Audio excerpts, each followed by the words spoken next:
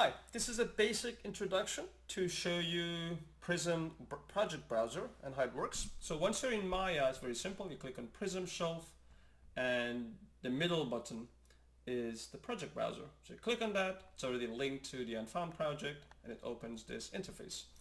So I'm going to give you a quick rundown. So this is where you basically browse your work files, meaning that instead of going through a Windows Explorer and trying to navigate to the right file, we're using this infrastructure that automatically creates folders, automatically names the file correctly, automatically versions the file correctly. So it takes care of all of that and it syncs that automatically to our server. So once you're in here, you have two panels at the top, assets and shots. For the most part, if you're on animation and previous, you wouldn't really interact with the assets. You will be using another interface to import assets because again, these are work files and not the published files. This is your work files. So if I go to the shot level on the left side of shots, I can close this and this is the list of the sequences. So at the moment we have PCI, which stands for protected chamber inside, which is the current sequence we're all working on. An R&D sequence, a test sequence, and VNP, which is a different sequence. And of course we'll have many other sequences in here. So once I open this, this gives me a list of shots inside the PCI sequence. There are a bunch of utility shots that we're using for many different purposes. And the shots themselves start from shot 10.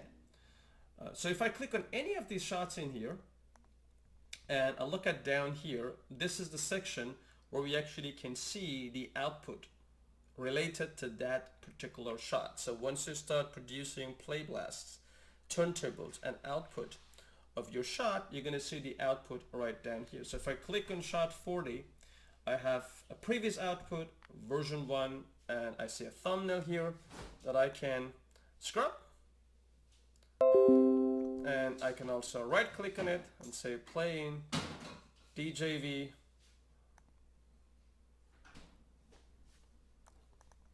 and I can sort of play that one shot clearly, close. I'm going to open another shot, perhaps shot 60, and same thing if I look at the bottom part, I'm looking at the previous version 1, right click, play in DJV, or I can just scrub the shot here, see what it does, or play in DJV player. It's very straightforward, very intuitive, and works very well.